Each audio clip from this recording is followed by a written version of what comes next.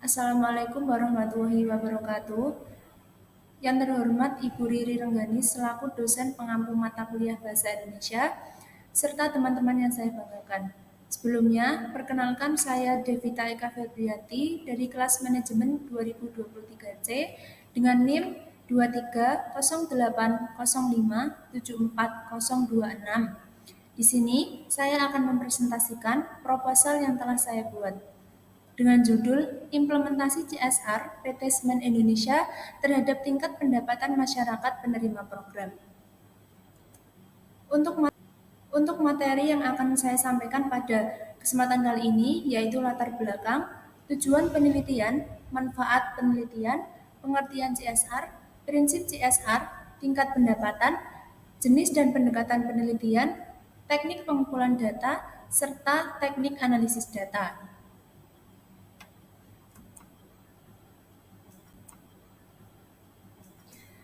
Untuk materi pertama yaitu latar belakang. Perusahaan merupakan suatu organisasi atau badan usaha yang melakukan kegiatan produksi barang atau jasa dengan tujuan untuk mencari keuntungan atau profit. Eksistensi suatu perusahaan tidak bisa dipisahkan dari masyarakat sebagai lingkungan eksternalnya. Perusahaan dan masyarakat merupakan satu kesatuan yang utuh dan saling menguntungkan. Hubungan perusahaan dengan lingkungan sekitar harus tercipta dengan dan terpelihara secara baik agar dapat menciptakan pengaruh positif bagi perusahaan.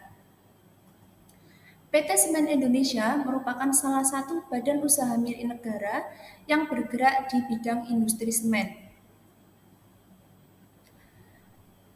Berdasarkan data dari Badan Pusat Statistik pada tahun 2018, Tuban menempati urutan kelima kabupaten yang mengalami kesenjangan sosial di Jawa Timur.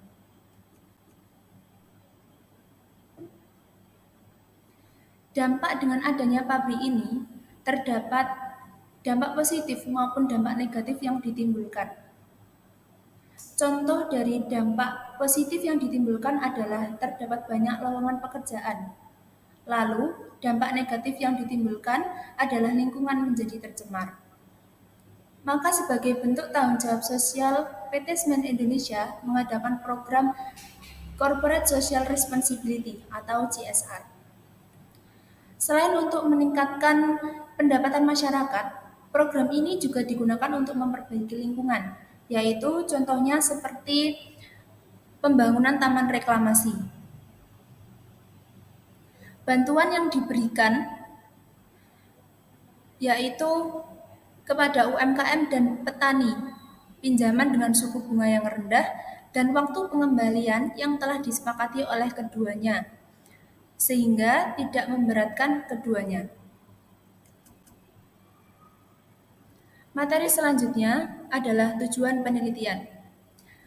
Penelitian kali ini ada 3 tujuannya. Yang pertama, untuk menganalisis bentuk program CSR PT Semen Indonesia. Yang kedua, untuk menganalisis bentuk implementasi program CSR PT Semen Indonesia. Dan yang ketiga, untuk menganalisis perbedaan tingkat pendapatan masyarakat sebelum dan sesudah menerima program CSR PT Semen Indonesia. Materi selanjutnya adalah manfaat penelitian. Dengan dilakukannya penelitian kali ini, diharapkan dapat berguna atau bermanfaat bagi yang pertama, bagi perusahaan. Manfaat yang didapatkan bagi perusahaan adalah perusahaan menciptakan kesan atau citra yang baik terhadap masyarakat melalui program Corporate Social Responsibility yang dilakukan. Dan manfaat yang kedua bagi peneliti. Manfaat yang didapatkan bagi peneliti adalah peneliti dapat menambah pengetahuan dan wawasan serta dapat menerapkan pengalaman dan ilmu yang telah didapat. Di samping itu pula, peneliti dapat mengetahui program CSR yang dijalankan oleh PT Semen Indonesia yang berpengaruh terhadap masyarakat sekitar. Dan manfaat yang ketiga bagi masyarakat. Manfaat yang didapatkan bagi masyarakat adalah dapat memberikan dampak positif bagi perekonomian masyarakat yang menerima program CSR tersebut. Dan akibat dari adanya perusahaan tersebut dapat membuka lowongan pekerjaan bagi masyarakat.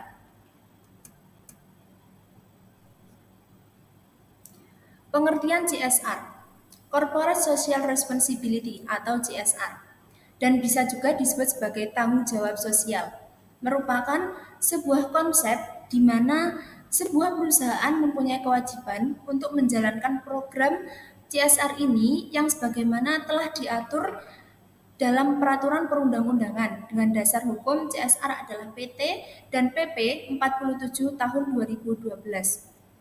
Program CSR ini bertujuan untuk menciptakan lingkungan eksternal perusahaan yang baik, sekaligus membantu dalam pendapatan masyarakat hingga terciptanya kesejahteraan sosial. Prinsip CSR. Yang pertama adalah profit atau laba. Salah satu tujuan berdirinya perusahaan adalah untuk memperoleh laba atau keuntungan. Yang kedua, people atau masyarakat. Tanggung jawab perusahaan selain kepada karyawan, melainkan juga dengan masyarakat setempat. Dan yang termasuk ke dalamnya yaitu program CSR ini yang dapat membantu masyarakat sekitar. Yang ketiga ada planet. Lingkungan sekitar perusahaan juga tanggung jawab dari perusahaan tersebut. Walaupun telah dibangunnya perusahaan, tetapi semaksimal mungkin untuk tidak mengurangi kesehatan lingkungan setempat. Tingkat pendapatan. Program CSR yang dilakukan perusahaan akan berdampak pada tingkat pendapatan masyarakat yang menerima bantuan dari program tersebut. Program CSR ini juga berpengaruh terhadap tingkat kemiskinan yang ada di Indonesia. Jika banyak perusahaan yang menerapkan program CSR, maka banyak masyarakat yang akan terbantu, sehingga angka kemiskinan di Indonesia akan semakin berkurang. Terutama di Kabupaten Tuban yang telah menerima program bantuan dari CSR yang dijalankan oleh PT Semen Indonesia. Materi selanjutnya adalah jenis dan pendekatan penelitian. Jenis penelitian yang dilakukan kali ini menggunakan studi kasus. Penelitian dilakukan di Kecamatan Merak-Urak, Kabupaten Tuban, yang merupakan wilayah setempat PT Semen Indonesia dan masyarakat yang menerima program CSR tersebut. Pendekatan yang dilakukan atau yang digunakan yaitu kualitatif. Pendekatan kualitatif pada penelitian kali ini yaitu mengacu pada wawancara, observasi, dan dokumentasi sebagai penguat dalam penelitian. Materi teknik pengumpulan data. Yang pertama menggunakan teknik wawancara. Wawancara dilakukan kepada pihak yang bersangkutan, maupun dari pihak PT Semen Indonesia maupun dari pihak masyarakat yang mengetahui program CSR tersebut. Yang kedua, menggunakan observasi. Observasi ke lingkungan setempat dan melihat program tersebut secara langsung, sehingga peneliti dapat melihat langsung apa program CSR yang telah dilakukan PT Semen Indonesia, sehingga sangat berpengaruh terhadap masyarakat setempat. Dan yang ketiga, dokumentasi. Dokumentasi yang digunakan adalah sebagai bukti penelitian. Untuk menggunakan dokumentasi sebagai bukti yang kuat atau yang relevan.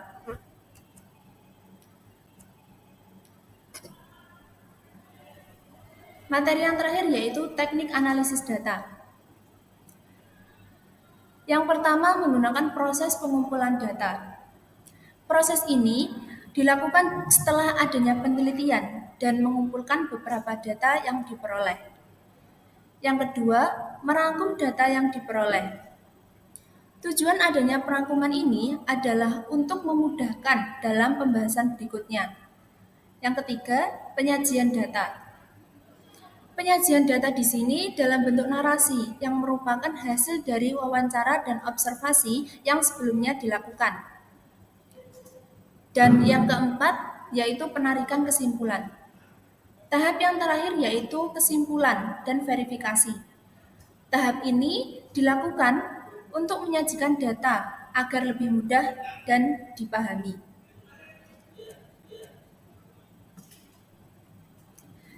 Paparan materi telah usai. Apabila ada kesalahan kata maupun perbuatan, saya mohon maaf dan atas perhatiannya saya sampaikan terima kasih. Wassalamualaikum warahmatullahi wabarakatuh.